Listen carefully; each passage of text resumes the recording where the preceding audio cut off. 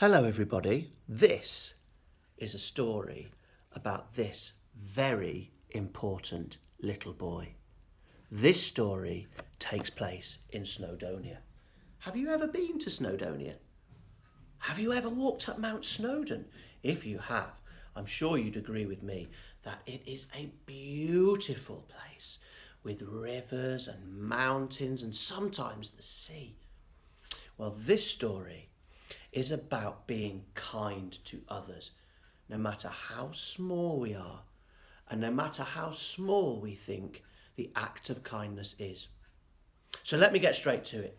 This story finds us in the slate mines of Snowdonia, and I'm walking round the grey trails, up and down past rusting orange machinery, past beautiful sunken turquoise lake with the sun glittering and sparkling on it, clouds scudding across the sky. The wind is quite brisk and the weather is cold. And I'm walking holding the hand of my boy.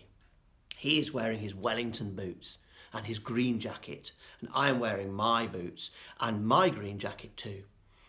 But this is no ordinary walk. This is a special walk because this is a walk where I want to talk to my son about the fact that his new baby brother is just about to come home to live with us. His mum is in the hospital with him, and the next day he will come home. I wanted to tell my son, Isaac, remember, that he was loved, that we were proud of him, and that things might feel a bit strange when his baby brother arrived from home.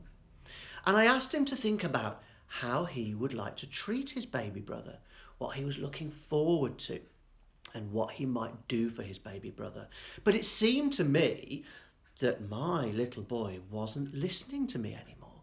In fact, he'd wandered off a little bit further along the track, and he'd knelt down and he'd begun to dig in the stones on the path, and he'd find one, he'd look at it, he'd shake his head, no, and he'd throw it away, and he'd find another one, and he'd pick it up, he'd look at it, and he'd shake his head, and he'd throw it away, until he'd stopped.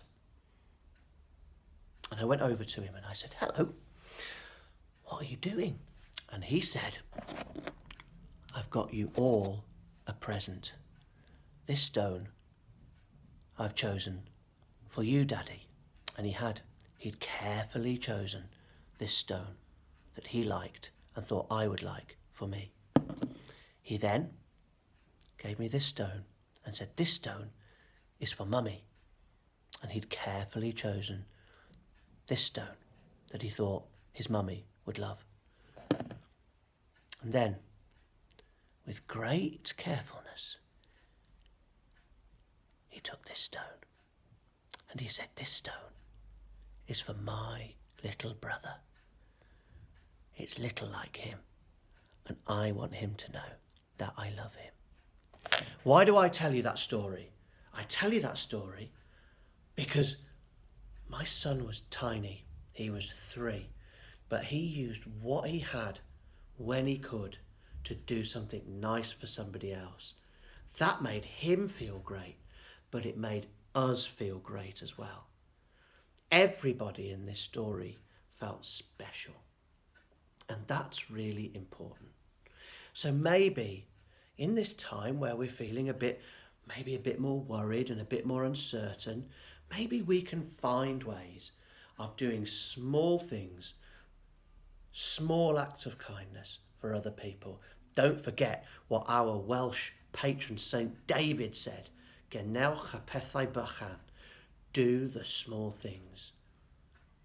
What could you do that's small, that would make somebody smile and make somebody's day? Could be drawing a picture, could be making somebody laugh, telling a joke. It could be praying for somebody. It could be helping with the housework.